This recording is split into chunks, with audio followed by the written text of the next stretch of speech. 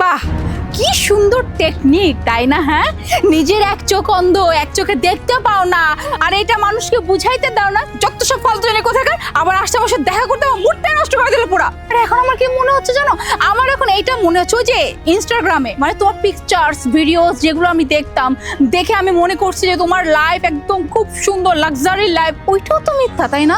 কারণ যে মানুষটাই পুরোপুরি মিথ্যা, তার জীবনটাতে মিথ্যা। জাস্ট স্টপ দিস মোনা, তুই কি করছিস এসব? একজন মানুষ এরকম অন্ধ হতেই পারে, তাই বলে তুই এরকম করে অপমান করবি? এটার কোনো রাইট তোর নেই।